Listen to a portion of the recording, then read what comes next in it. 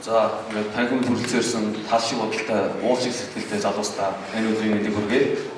Өнөөдрийн миний тавьсан зүйл Булгаарчхан Монгол бидний мөрөөдөл гэсэн сэдв байгаа. Та бүхэн боддоо тал нутгийн эзэн хаан Чингис хааныхаа өвлөдүүлсэн газар нутгийг тэр авууга гүрний тэр ууган цэлбэр тал нутгаа бидний 3 сая дөнгөж хүрсэнгүүтээ монголчуудад дэндүү хүрээд илүү урахаар тийм сайхан нутаг шүү дээ.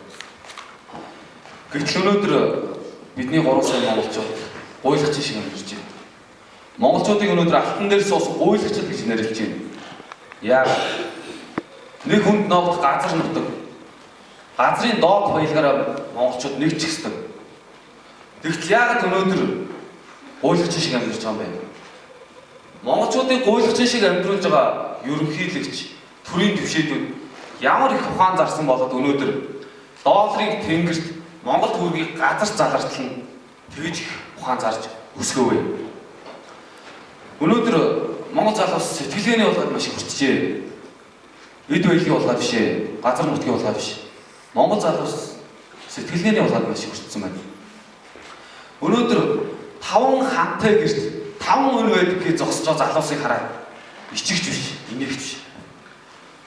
5 гушуун малынхаа төлийг чадахгүй залуус өнөөдөр Монгол маш их байна. Бидний энэ залуус. Энэ залуусууд үнэхээр эмгэнэл. Биднээс Монгол гэдэг нэрэнд оролцоо. Та энэ том соёл өв уламжлалаа мэдхгүй нэг чинь бидний гуйлагчин гэдэг нэрийг авч явж байгаа бас нэгэн эмгэлийн илэрл юм аа. Өнөөдөр Facebook, Android утас, Солонгос сериал, савангийн дөр монголчууд ямар их хавтж байна. Тэр дундаа бидний яг энд хийж үдэг үеийг настандаа байгаа залуучууд бидний дүүнэр маш их хавтж байна. Энэ нь бас монголчуудын маш том толгой, сэтгэлгээний толгой, оюун санааны толгой юм.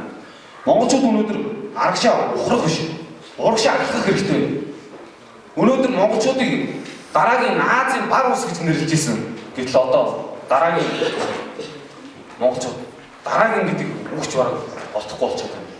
Монголчууд түрүү энэ оюун санааны хулгай гэх зүйлээс хангиж чадвал дараагийн Азийн баг ус болоход үнэхээр орхон байна. Өнөөдөр бидний үеийн залуус, яг эрэгтэй залуус гойхсан мэддэхгүй онгойсон эмэгтэй хүн шиг бариу хуц өмссөн эгчийнхаа, ээжийнхаа хэн нэгнийхээ эмэгтэй хүний хуц өмссөн юм шиг тийм залуус үнэхээр их болчихсон юм. Энэ бол маш их даяарчлал. Даяарчлал монголчууд хэрвээ автрал монголчууд даяарчлалаас харах үнэхээр хэцүү. Даяарчлал монголчуудыг чимээгөх уусгаж байна. Яагаад? Монголчууд яагаад даяарчлал авч ийн вэ? Энэ бол үнэхээр том монголчуудын хулгайлж байгаа маш том бодлого гэж бодож байна миний хувьд. Даяарчлалд монголчууд авснаар Монгол гэдэг улс байхгүй болно. Монгол гэдэг нэр байхгүй болно. Энэ бол маш том сэтгэлгээний улаан юм. За тэгээд үүний эцэст нь хэлэхэд бид Чингүн жавын мөр хоожохоос Чин улс мэн гүрний үлдсэн шүү залуусаа. Өнөөдрөөс сэрцгээ сонсцоо залуусаа. Ухрах биш, орчлох зам руугаа хөтөлцгөө. Баярлалаа.